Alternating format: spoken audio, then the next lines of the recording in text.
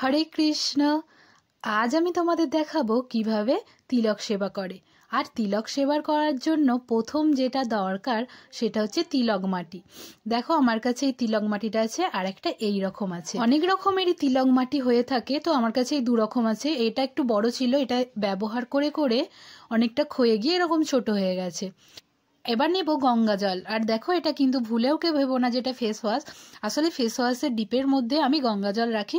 যখন নতুন ফেস ওয়াশটা কেনা হয়েছিল তখন অন্য একটা কন্টেনারে ফেস ওয়াশটা ঢেলে নিয়ে আর এটাকে পরিষ্কার করে ধুয়ে এর মধ্যে গঙ্গা জল রাখি। তোমরাও এই ধরনের কন্টেনার ইউজ করতে পারো। তো এতে বেশ ভালো করে গঙ্গা জলটা পড়ে। আর আমি এখন দেখো 2 ফোঁটা গঙ্গা জল নিয়ে নিয়েছি।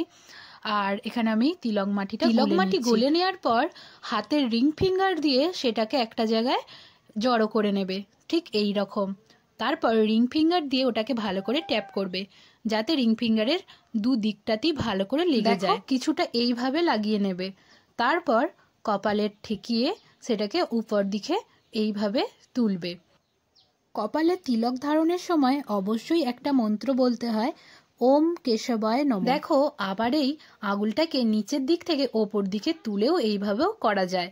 আর যেটা বাড়তি যেগুলো এদিক ওদিক করে একটু বেরিয়ে গেছে তিলক মাটির, তো সেইগুলো আবার একটা এরকম কাপড় দিয়ে একটু মুছে সেট করে নিতে হবে। কারণ চারিদিকেই লেগে যায়, অনেক সময় একটু শেপ গোলমাল হয়ে যায়। তো সেটাকে আরো সুন্দর শেপে আনার জন্য এইভাবে একটা কাপড় দিয়ে মুছে নিতে পারো। আবার এইভাবে আঙুল দিয়েও মাঝখানটা একটুখানি তুলে দিলে মুছে যায়। এতক্ষণ যেটা দেখালাম সেটা হচ্ছে শ্রীকৃষ্ণের চরণ। আর এই যে তুলসী মহারানীকেও ড্র করে নিলাম ঠিক একই রকম ভাবে। আর গলাতেও তিলক ধারণ করছি, আর গলায় তিলক ধারণের সময় ওম গোবিন্দায় নমঃ এই মন্ত্রটা বলতে হয়। এই তিলক মাটিটাকে গোপীচন্দনও বলা হয়। দেখো আমার তিলক সেবা করা হয়ে গেছে। তিলক সেবা করা কতটা সহজ তোমরা দেখতে পেলে, তো তাড়াতাড়ি তোমরাও তিলক সেবা করে নাও। হরে কৃষ্ণ, হরি বল।